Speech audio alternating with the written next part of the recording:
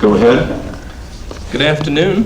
It is my distinct privilege today to introduce to you two very important people that are here today.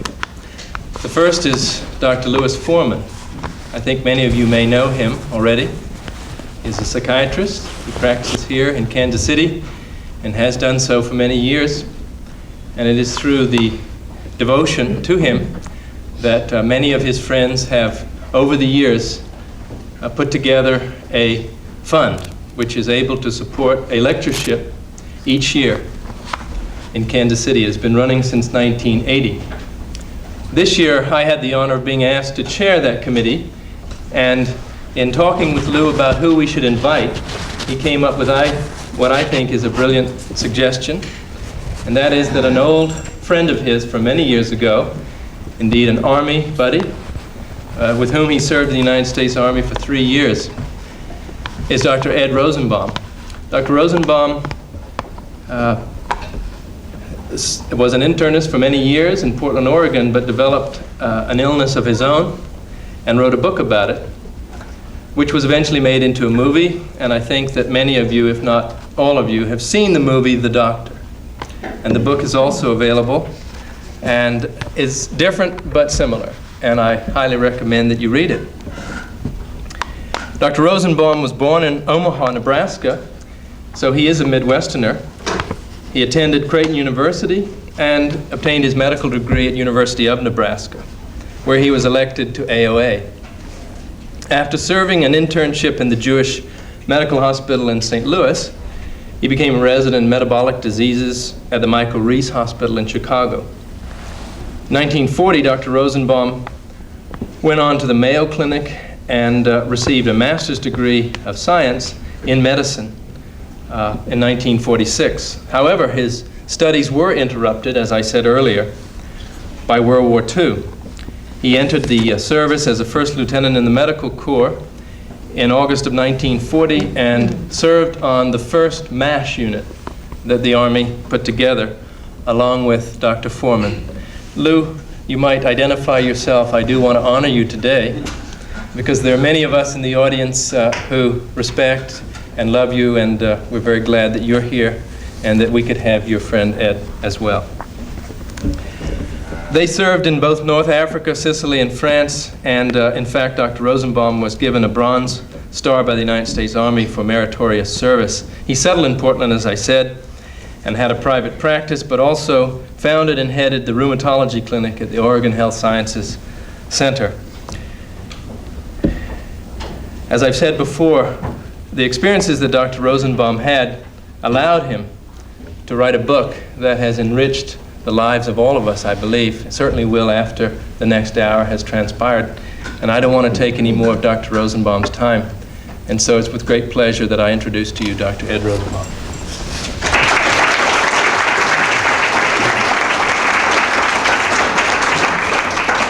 Thank you.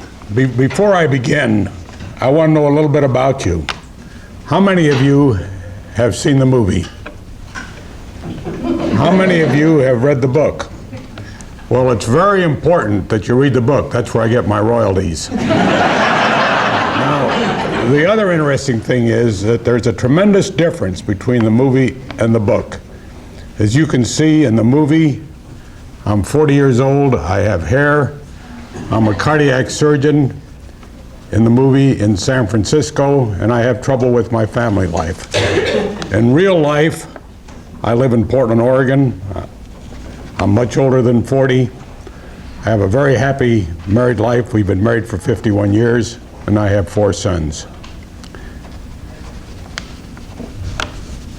I think it's appropriate that I'm giving this lecture today in honor of Lou Foreman. I met Louis and Phyllis Foreman in 1940 in Cheyenne. We served together in the military service. And I'll never forget, during the campaign in France, the mortality among battalion surgeons was high, and Louis was selected from us to go forward. We were about 5 miles behind the front. And I'll never forget that day he left with his combat boots, his steel helmet, and his pack. And I don't think we ever expected to see each other again. So it's rather appropriate that 50 years later I'm here. What I'm going to talk to you about today is an illness I had, why I wrote the book about that illness, how it was made into a movie, and what I learned from that experience. 8 years ago, I became hoarse. And my wife said, "Why don't you go see a doctor?" And I said, "You know, I don't believe in those guys." But I had to go see the doctor because she made the appointment.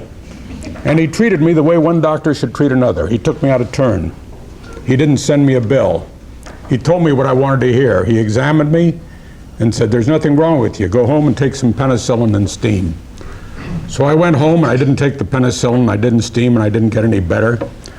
But I was sitting in the hospital cafeteria and there was a second nose and throat specialist.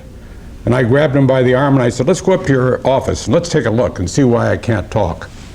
So he went up to his office and he looked at my throat and he said, "There's nothing wrong with you. Why don't you take the penicillin?" But I didn't get better, so I went back to the first doctor and he said, "Ed, we'll put you in the hospital, we'll put you to sleep, we'll do a biopsy, we'll find out what's wrong with you." So they took me to the hospital where I'd worked for 40 years. They gave me a general anesthetic. When I awoke, everybody was laughing and smiling and happy. "There's nothing wrong with you, you've got a benign polyp, go back to work." And I went back to work and my patients couldn't understand me. I was hoarse. And they said, "Dr. Ed, we're worried about you." And I said, "You don't have to worry about me. I've been to 2 doctors. I've had a second opinion, so what's there to worry about?" But I didn't get better. So I called the operating doctor and he said, "Ed, let's face it, you're getting older. I'm going to send you to the speech therapy clinic at the medical school." Now, I don't know how many of you have been to the speech therapy clinic, but if you go there, you see a lot of kids with cleft palates and a lot of old guys with strokes. And I said, "I don't belong here, I'm leaving." The head technician had been a patient of mine. I treated her for 20 years for rheumatoid arthritis. I hadn't done a damn thing for her, but she grabbed a hold of me and said, "Hey, no, you got to stay here. I'm going to help you." So she took me back to her office and she said, "You're very tense." And I wasn't. It was a very happy period of my life, but you don't like to upset your caregiver. So I said, "Yeah, I'm tense." And she said, "I'll teach you how to relax." And she gave me relaxation therapy, and that went on for a couple of weeks. And then I came to the clinic one day, and the head of the clinic was there, and he's a doctor, and I said, "What are you doing here? I didn't send for you." He said, "We're going to take motion pictures of your vocal cords, and we'll see why you can't talk." So it's just like you see in the movie. He put the camera down my throat, he projected it on the television screen, and I was enough of a doctor to see that I had cancer. Now, for 50 years, I had practiced medicine. I'd told patients they had cancer. That was my job, but I, as a doctor, was immune.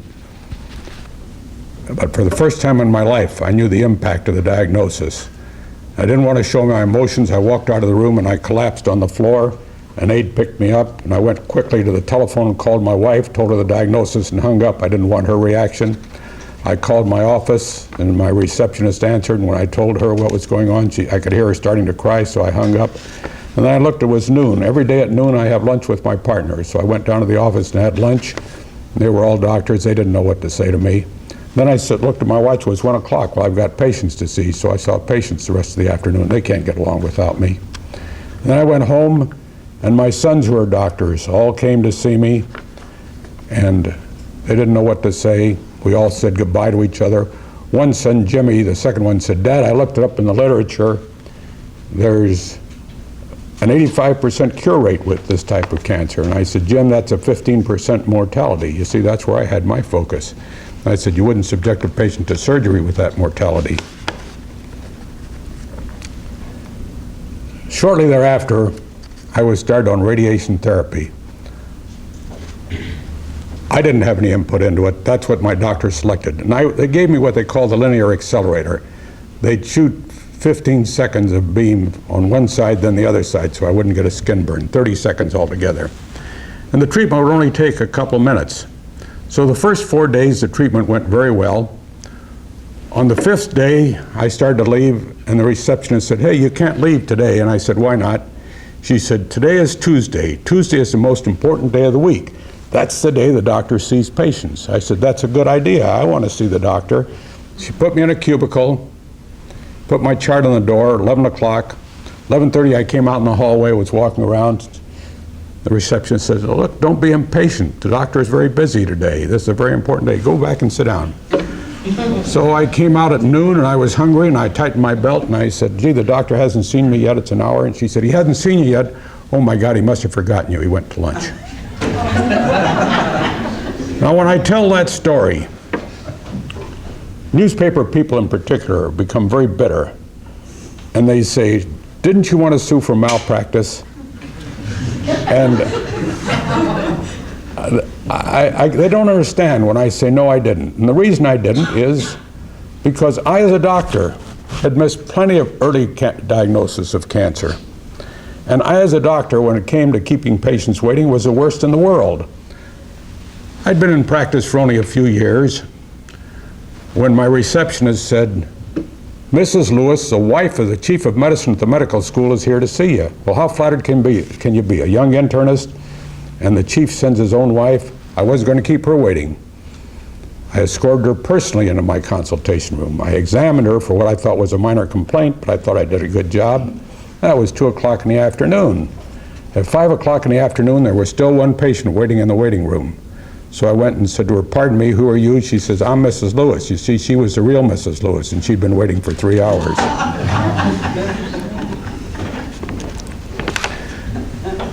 On about the 20th day of treatment, I told you I was getting the linear accelerator for 30 seconds, and that machine has to be calibrated by a physicist. And there'd been an article in the paper where the machine had been miscalibrated in my own state in Oregon and also in Canada. And in both instances, 2 million volts of electricity had been shot through the patient, and the patient had died on the table. Well, I decided that wasn't going to happen to me, and I didn't trust anyone. So when I'd lay down on that table, I'd start counting 1, 2, because when I was going to get to 30, I was going to be off that table no matter what was happening. Well, this day I got to 20, and the lights went on, the whistles blew, the technician rushed into the room. And I said, "My God, what happened?" The technician said, "The tube blew." I said, "The tube blew? That means I don't have a chance because I can't continue my treatment." He says, "I know it." He says, "It's tough." But he says, "That tube has been on its last legs for the last month. I've been begging the department to replace it, but they're too damn cheap, and they wait till the last minute." I said, "What's going to happen now?" He said, "We'll try to ship one in by air, come back tomorrow. Maybe we'll be lucky." I came back the next day, the treatment went bang, bang, no trouble. So I said, "And what happened yesterday?" He said, "Well, I made a mistake, I pushed the wrong button." And then he said, "But I want to level with you." He says, "You're getting the wrong treatment. You're getting the same treatment you'd get if you'd gone to Stanford. If you'd been smart, you'd have gone to MD Anderson in Houston and gotten the better treatment." And I tell you that story because in my day as a doctor, we were a cottage industry. It was a one-on-one relationship. That's no longer true today. We're a team. And if there's one rotten member of the team, the whole thing falls apart. In this particular case, I knew what was going on. He had been overpassed for promotion. But imagine the impact that would have on a layperson who didn't know what was going on. Now, like so many people who've had a cancer and have had treatment and think maybe they are going to make it, I decided to write a book. And I sent the book in, I completed it. It was a very clinical book about what had happened to me. And like everyone else, it was promptly rejected. But the editor wrote to me and said, "You do have some talents. Why don't you start all over again?" And she gave me some ideas, and I started all over again. And I sent in 19 pages. And the editor called me up very excited and said, "I think you've got an idea here, and we're going to give you an advance and we're going to publish you." So they gave me a nice advance, and I think what got them was a story I put in there. And this was a true story. Most of the stories in my book are true stories. All of them are. I was working in a hospital emergency room on Saturday night. You all know what that's like. It's chaos. In this particular hospital, they'd put the patients in cubicles and put their charts by the cubicles. And an elderly gentleman had come in, and he was lying on the table. His chart was on his cubicle. I took his chart down. I was going to see him. And the nurse said, "Wait a minute, doctor. Don't see him. I haven't gotten to his vitals yet." And the old man jumps off the table, and he goes like this, and he says, "There's no way that girl's going to get nearer than me."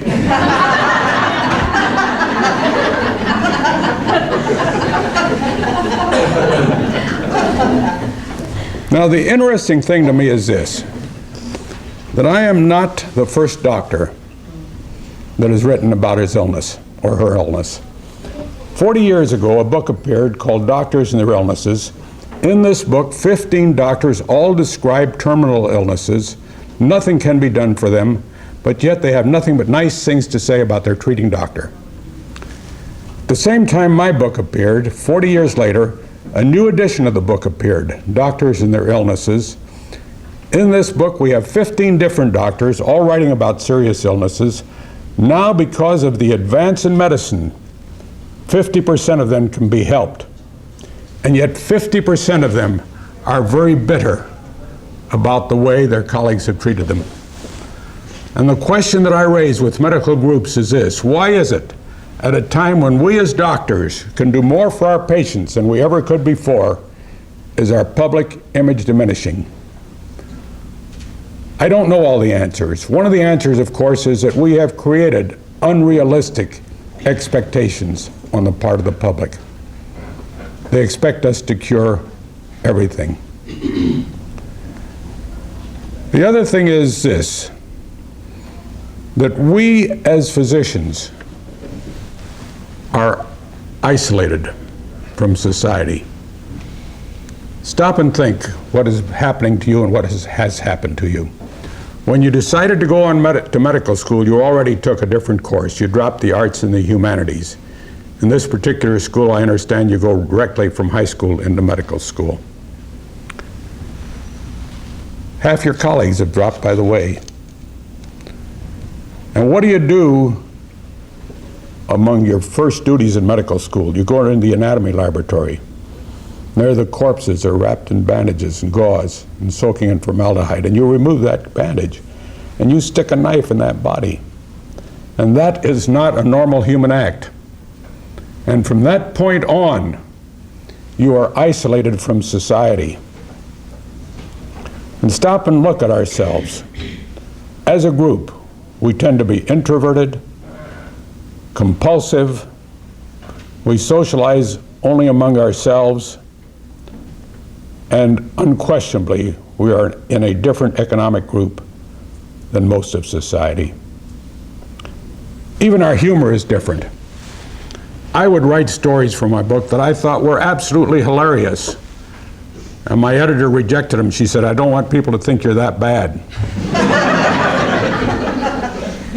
Now, I'm going to give you an example of that. And most of you aren't practicing physicians, but when you're in practice, you'll relate to this, because this happens to every doctor.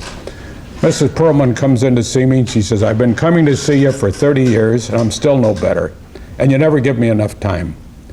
I said, "Look, go home, write down all your questions, put all your medicines in a bag, come back next month, I'll give you all the time you need." She comes back the next month with a brown bag full of medication, a list of questions. I take the first vial out, I look at it, I said, "You don't need this," I throw it in the wastebasket. She said, "Wait a minute, doctor, that's the last prescription you gave me. It cost $60 or 30 tablets, and I only took one tablet." I said, "Oh." So I quick take it out of the I take it out of the wastebasket, I dust it off, I put it on the desk. I said, "We're going to give this to some poor person." I go through all her medications, I end up with one vial. I said, "This is all you have to take, this pill." She says, "How often?" 3 times a day. Before meals or after meals? I tell her after meals. She said, "What'll I do? I don't eat lunch." I told that story to a group of senior citizens in San Jose, and an old man came up to me and he said, "I went to a very smart doctor and he knew how to solve that problem for me." I said, "Well, how did he solve the problem?"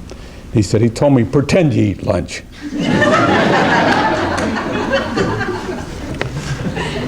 The other story, and I don't dare tell this to non-medical groups, but it's true. We were sitting around the dinner table, my son Richard, who's a neurologist, his wife Lois, who's an attorney.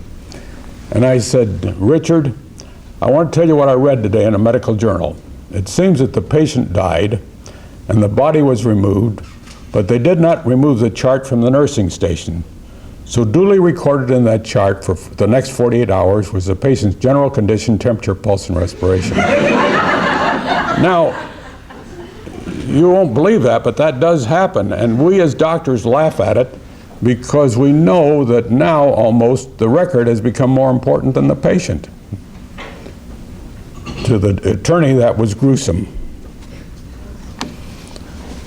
Now, you probably all wonder, how could a movie about a 70-year-old rheumatologist with throat cancer, how could a book about a 70-year-old rheumatologist with throat cancer possibly become a movie?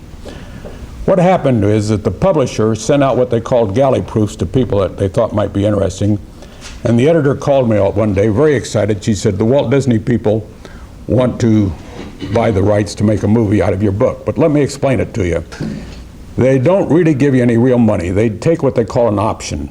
So they only give you about 5 or 10% of the money, and they'll buy hundreds of scripts, and there isn't one chance in 100 that your book is going to go to a movie. But what do you care? Take the option money and run. What, you haven't lost anything. So we signed the option rights with the Walt Disney people, and then my wife and I, we were on a book tour, publicity tour, and we were in LA, and we got a call from the studio that they'd like to take us to dinner. And I said, what for? And they said, we want to meet you, and we want you to see that we're ordinary people, not Hollywood types. So we had dinner that night with Adam Leipzig, who's the producer for Disney, and we met Laura Ziskin, who is the final movie producer. And we learned our first lesson about Hollywood. No one is assigned a project. These scripts are lying around. You as an actor or a producer have to say, I can relate to this. This is something I want to do. And Laura Ziskin signed up right away. Now, nothing much happened for a while because a writer's strike was on. And then I got a call one day. We've hired a writer, Robert Caswell. Robert Caswell's an Australian. He was very popular on Australian television. He'd never done anything in America. But they said, we've hired Robert Caswell. The next thing I knew, Robert Caswell called me up. He came to Portland. I met him as he got off the plane. He said, I've been sent here by Disney. We're there at their expense. What's the most expensive place in town to eat? So we had lunch together, and he said, no, I'm going to come to, first of all, I'm going to make you 40 years younger. And you all see that in the movie. And he said, I'm going to come to Portland and immerse myself in your environment so I'll see what you're like. And he left, and that's the last I saw Robert Caswell. About a year later, I got a call from the studio that they had a script, and they wanted to know if I would like to see it, and I said yes, and they sent me the script, and I didn't recognize my book. And I thought it was terrible. You see, I had a problem, though, because unless they made a movie of it, I didn't get paid. So I called them up, and I said, hey, this is the best script I ever read.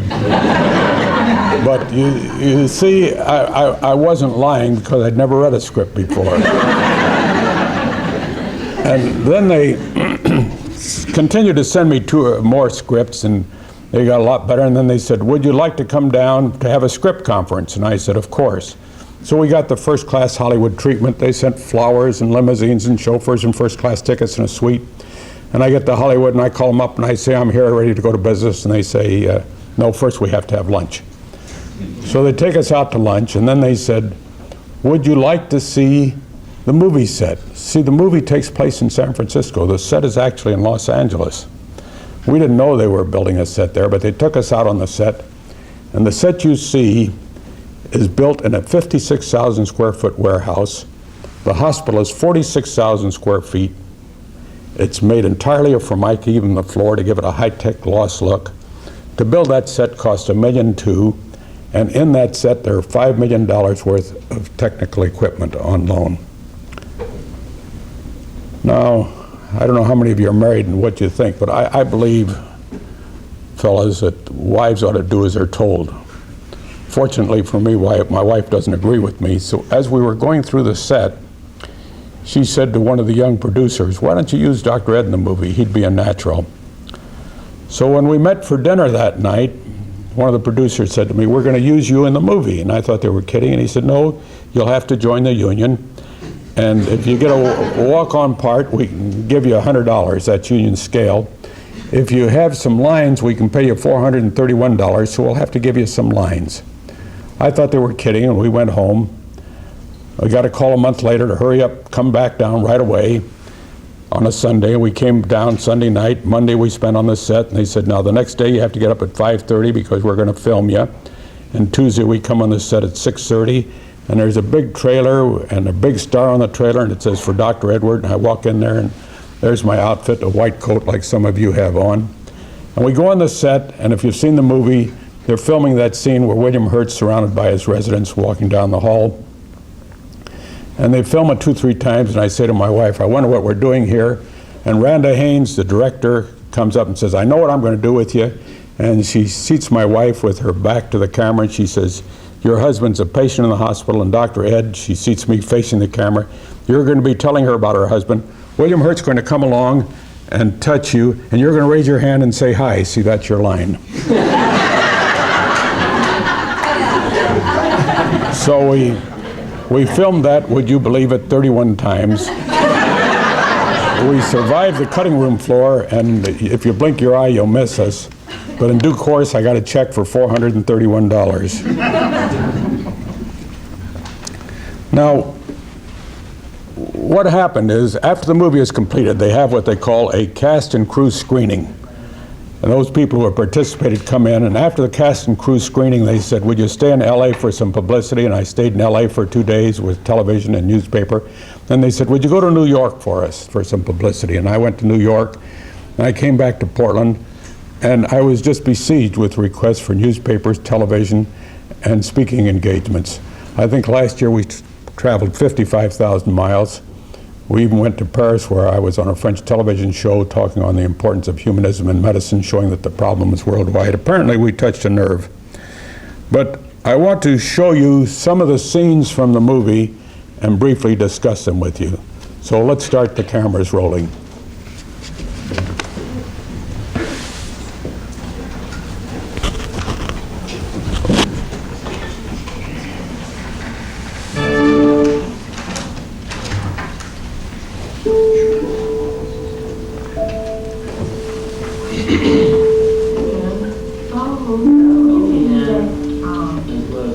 What do you got when you have a lawyer up who's not going to submit?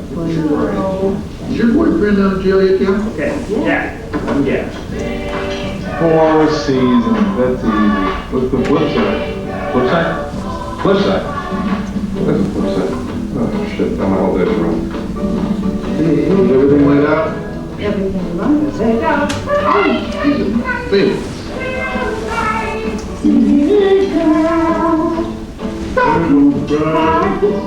What's the story on our friend here?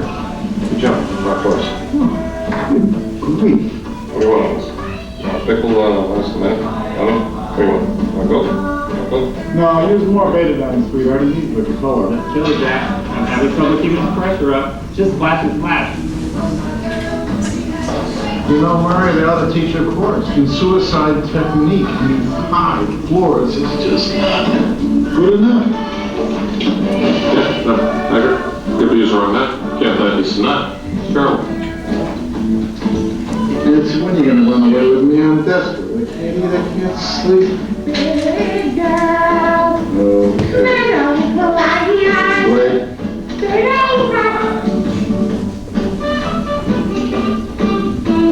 I'm going right in. I'll tell you up on the way out.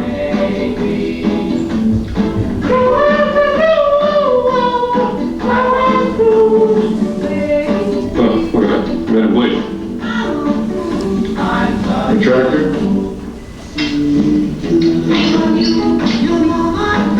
Oh, boy, he's a gusher. I hate blood. Self-saver suction. No, you won't answer. The big piece dropping all the time. I can't keep up with his loss. This guy's aorta. We're in trouble. Cut down the ventilation, Joe. He's a man, Okay, I'm handling it. oh, shit. The aorta is completely transected. What do you want to do? Turn up the music. Plant and run. Give me a 20mm background graph. On my way. Plant. Thank you. That's amazing. You always tremble when you're here. You've got about 3 minutes, Jack, and then he's in big trouble. What's the difference between a, Nancy, if you know this one's all sense. What's the difference between a lawyer and a catfish? You know? No idea. One is a Some sucking bottom dweller, and the other was a fish.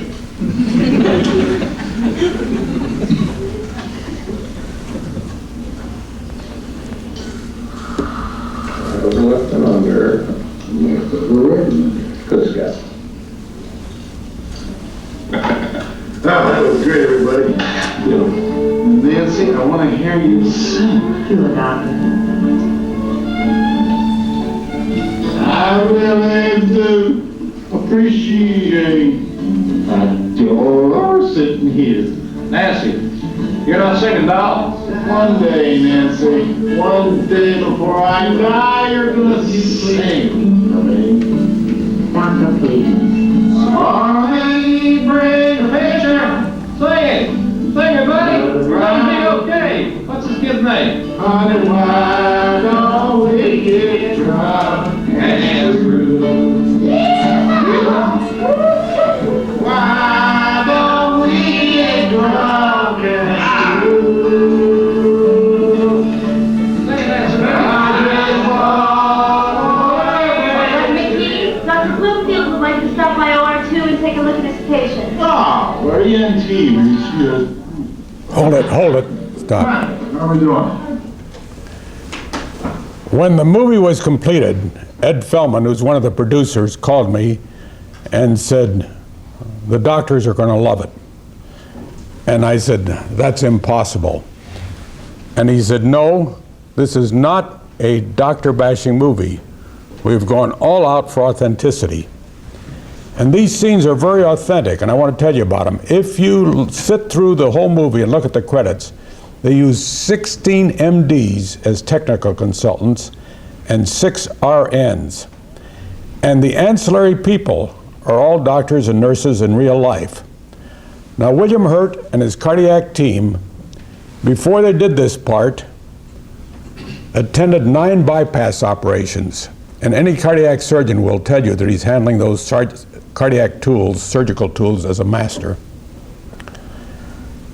They also had a medical illustrator spend 3 months in a cardiac surgery room in Long Beach, California. So the music you hear there actually comes from that cardiac surgical room, and she brought that joke in about the lawyer because that's what they said there. Now, I'm fascinated.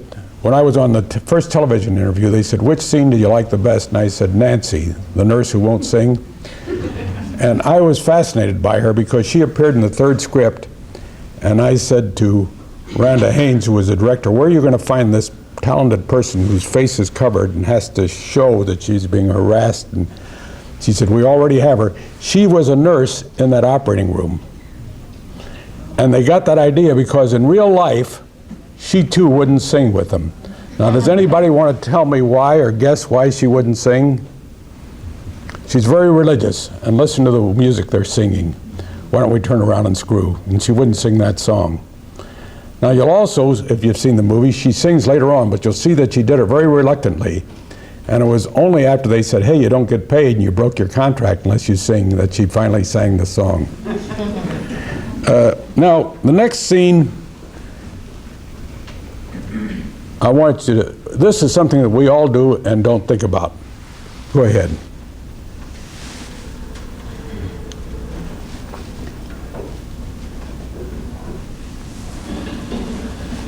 Did you get sore? A little sore, yeah.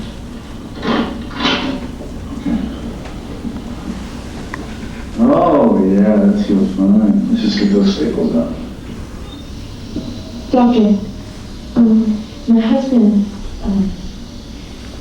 he's a good man, and I think he's a little nervous. Will the scar always be so? Tell your husband you look like a Playboy centerfold. You have the staple marks to prove it.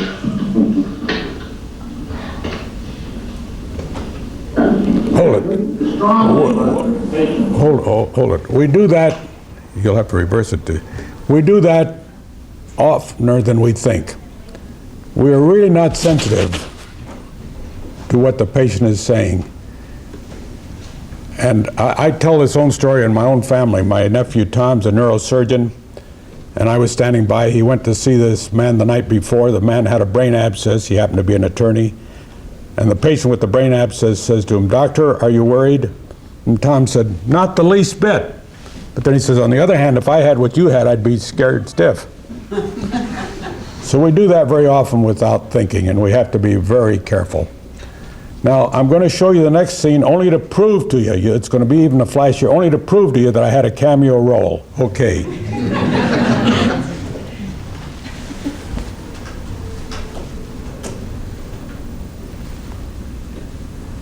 Now watch, you see it?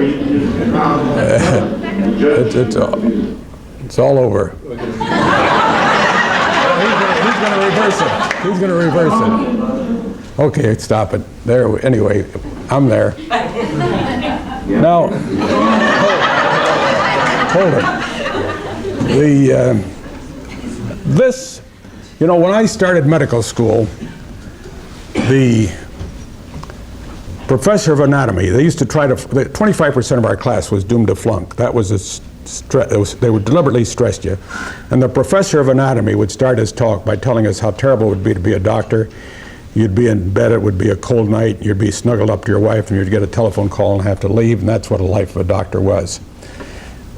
As you go along in medicine, you are going to get telephone calls at inappropriate times, and you will think that they're ridiculous, such as at 3 o'clock in the morning the patient calls you and says, "I can't sleep," and wakes you up to tell you that. That happens all the time. But what you do is you have to look deeper, because there's a deep hidden meaning in what the patient is asking you. And here's one of the examples in the movie. He's going to get an inappropriate telephone call, and they're both going to think it's hilarious. Okay, let's show it.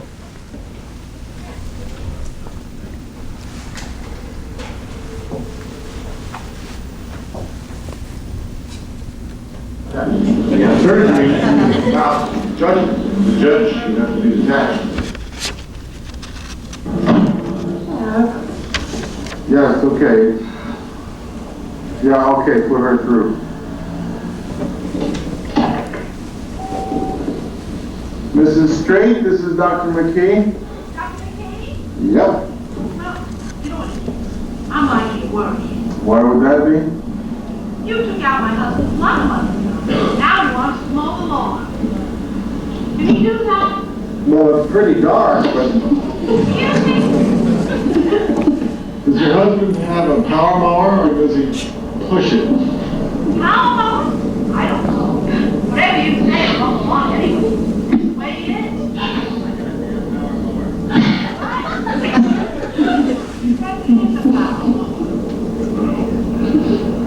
Hello? I'm sure it'll be fine. Dixon was doing good. Okay?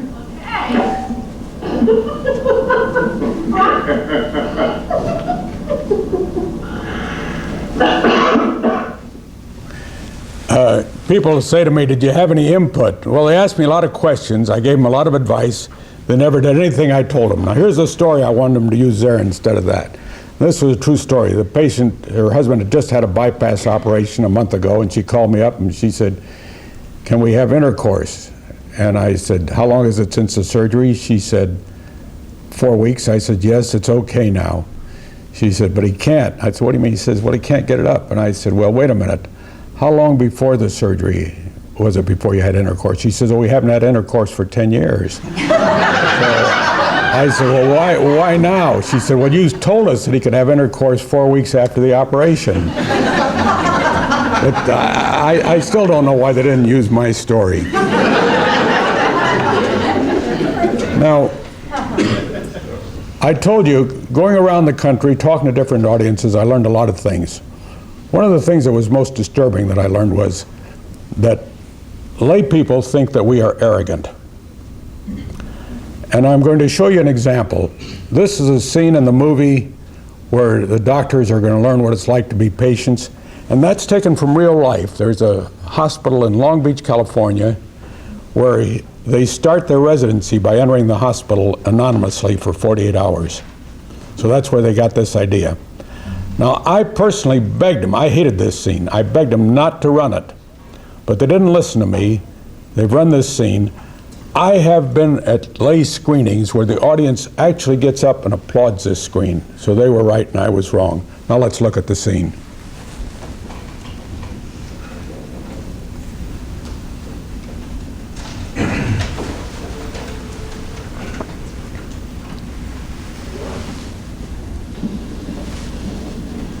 Can you strip naked and put on your hospital gown? As quick as you can. Doctor, you keep it a joke. I'm not laughing. Here they go. Ellen. Roger. Honey. Go. Sarah. JJ. Michael.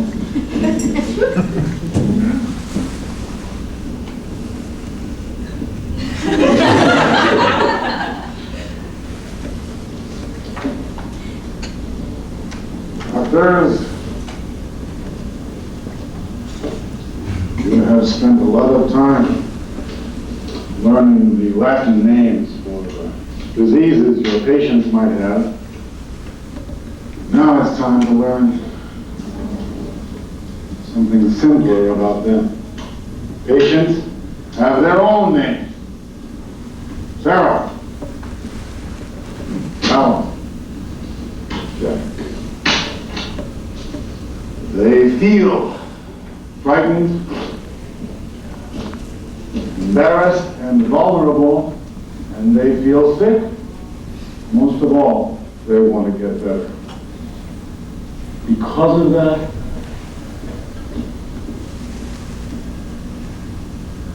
they put their lives in our hands. I could try to explain what that means until I'm blue in the face. But you know something, I wouldn't mean that thing. And sure as hell, never did to me. So, for the next 72 hours, you'll each be allocated a particular disease. You'll sleep in hospital beds, eat hospital food. You'll be given all the appropriate tests. Tests you will one day prescribe. Unbelievable. You are no longer doctors, you are hospital patients.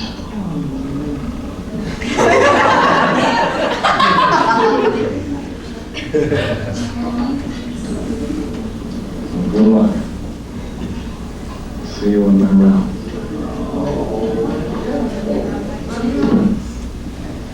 Okay. What are some of the other things I learned that patients resent? They resent waiting, and that's a story in itself. One of the things that I was surprised at was they resent the short hospital gown. I describe in my book, and it was a tongue-in-cheek thing. I describe how the gown is too short and the vital parts are exposed. But I, as a doctor, thought I knew why we had to have the short gown, so we can get to them quickly and we can examine them quickly. I was therefore surprised how the public accepted it. Shortly after my book appeared, I accompanied a neighbor, and no one knew who I was then. I accompanied her to the doctor. He was going to tell her about her breast biopsy, and the nurse proudly showed me a new gown they had designed that women could wear and walk down the hospital hall without being embarrassed. I even had a proctologist send me a gown he'd designed. He said that he could do a proctoscopic examination without embarrassing the patient. How that can be done, I don't know. But it's surprising how resentful the public is of that short gown, and how many hospitals are changing the gown, largely because I started it in the book. The other thing that patients resent are bills. Now, I can tell you this. I, as a doctor, had never gotten a bill until I had my biopsy. When I had the biopsy for a half day in the hospital, I got a $3,000 bill. I couldn't believe it. But the other thing is, I couldn't understand what some of the items on the bill were. And this is a true story. I told you about my nephew Tom, who's a neurosurgeon. Tom had operated on a man who was 6'2", weighed 220 pounds. The man called him up and said, "Doctor, I've got my hospital bill. I can't understand it." Tom said, "Bring it in and I'll go over it with you." So the man says, "What's this item?" "Type and cross-match." Tom said, "We had blood standing by in case of an emergency. That's type and cross-match." The man said, "That's legitimate. I'll pay for it." And the man said, "What's this second item?" And Tom said, "That's an antibiotic. You were asleep. I gave it to you intravenously." The man said, "That's legitimate. I'll pay for it." He said, "But what's this third item?" "Vaginal pack." Tom said, well, what happened is you had developed bleeding during the operation. I called for a narrow strip of gauze, and that's what the nurse handed me. The man said, I'll pay for everything but that item. Let him sue me, and let's see what'll happen. From the doctor's point of view, I had lunch with the doctor who's head of the Nebraska State Medical Society. He's an internist, and he was telling me he got a call one day from one of his elderly patients. She was having abdominal pain. He thought it merited a house call. He went out there, he saw her, she had a perforated appendix. He sent her into the hospital, and she did have a perforated appendix, and she had surgery. Medicare refused to pay that claim. They said that it's something he could have done over the telephone. If he'd have sent a visiting nurse, she'd have been able to collect $60. The next day, my doctor friend called a plumber. The plumber wouldn't even come out to the house to give him for $60 to give him an estimate. So that's the doctor's point of view. I like this story. I had a patient come into my office, and she insisted she had fatigue and she wanted a shot of B12. That's the only thing that helped her. I couldn't talk her out of it, so I finally gave up and gave her a shot of B12. And I submitted the bill to Medicare, and Medicare turned it down. Well, I knew the arbitrator at Medicare. He was a doctor friend of mine, so I wrote him a letter, and I said, Dear Clint, I know that B12 will not help fatigue. You know that B12 will not help fatigue. The problem is that the patient doesn't know it. So will you please write her a letter and explain to her why it doesn't help? Now, the other problem is this. When she got her B12 in Palm Springs, California, Medicare paid for it. But you won't pay for it when she gets her B12 in Portland, Oregon. So will you please write and explain to her why it works in California and not in Oregon? He called me up and he said, Ed, why don't you go to hell?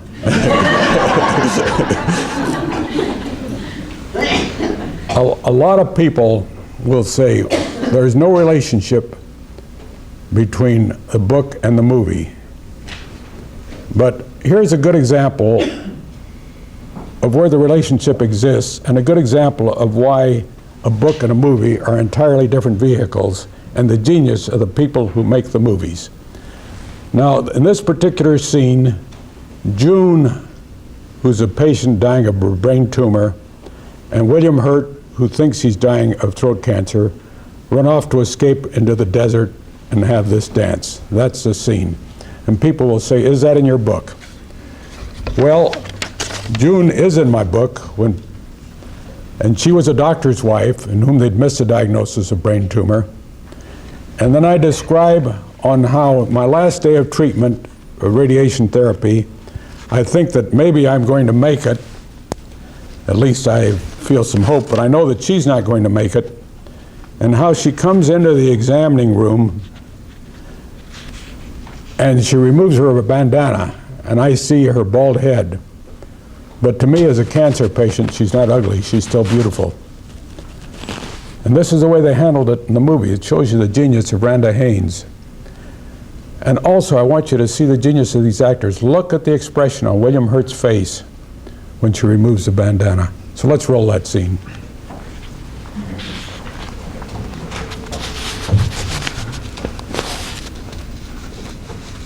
Movie special.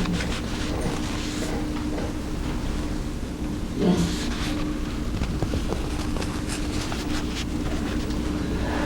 Yes.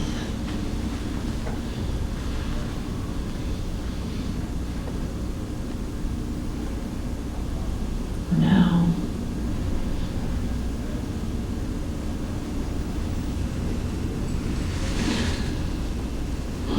Do you pray, Jim? Is that what holds you together? I pray. I meditate. I eat chocolate. I go dancing.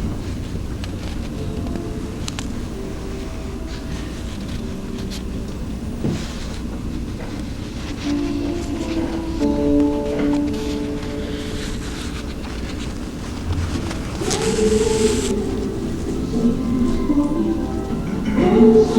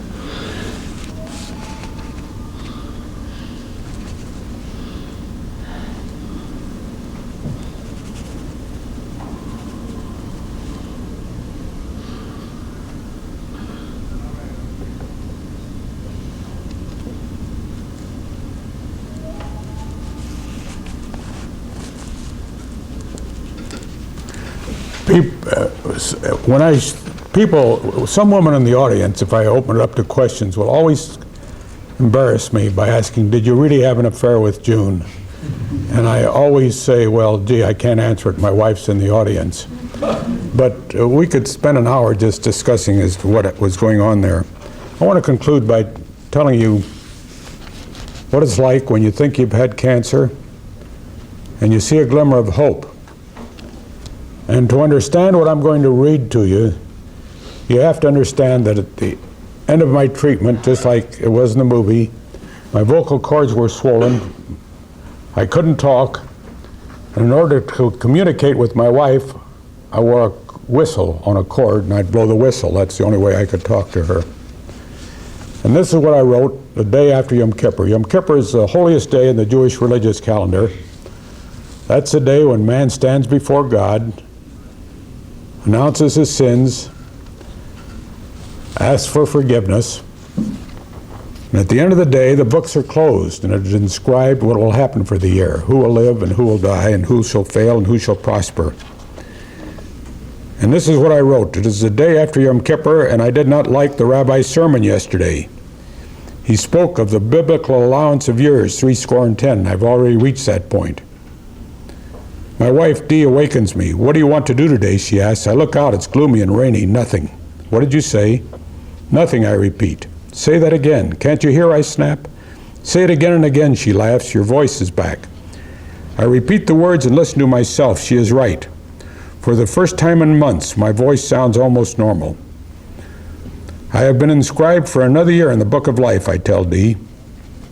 It is still cloudy and rainy, but we go outside and hold hands in the rain. For we now see that autumn is not a time of death, but of harvest and rejoicing. The Oregon rain after a dry summer is liquid sunshine. It promises rejuvenation and a renewal of life. And let's look at it this way. It is now 8 years since I had radiation therapy for cancer of the vocal cords. If my grandfather would have had my illness, he would have died of it. If my father would have had it, he'd had his laryngectomy, his voice box would be removed. He would be alive, but he wouldn't be able to talk. It's now 8 years, and I'm here with you, and I'm alive, and I'm talking to you.